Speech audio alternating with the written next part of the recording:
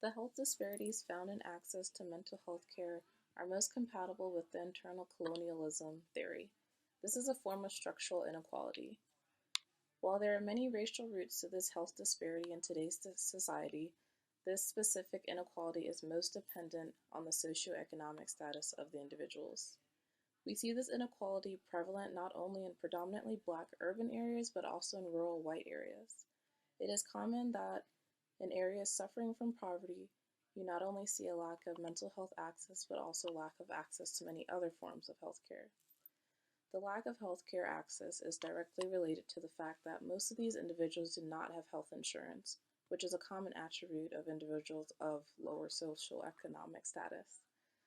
In 2014, 32 million adult Americans were uninsured, 90% of which were considered a low-income family. Approximately 56.5% of adults with a record of mental health illness received no treatment in the same year.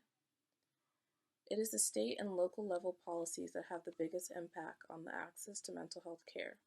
These inequalities are structural failures by governing powers to provide a necessity to their populace.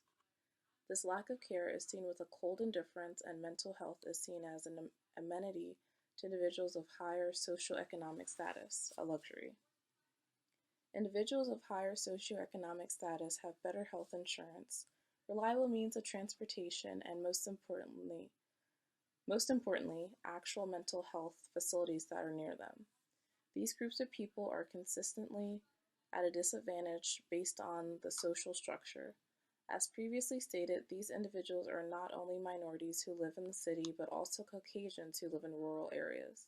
They tend to have jobs with minimum or no benefits, low pay, and have lower academic achievement, nor the ability to travel to a facility. Today,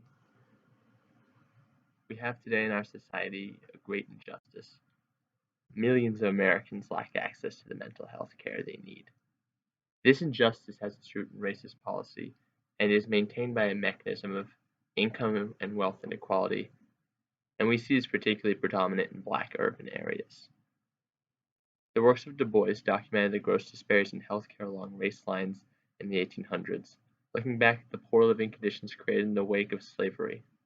These works can surmise the race lines that these inequalities have been built upon. However, Du Bois even then attributed at least some of these disparities to income, stating that to be a poor man is hard, but to be a poor race in the land of dollars is the very bottom of hardship, acknowledging that at his time at least, being black was the main cause of these of this income disparity, or it at least keeps you, or at least has a role in black life.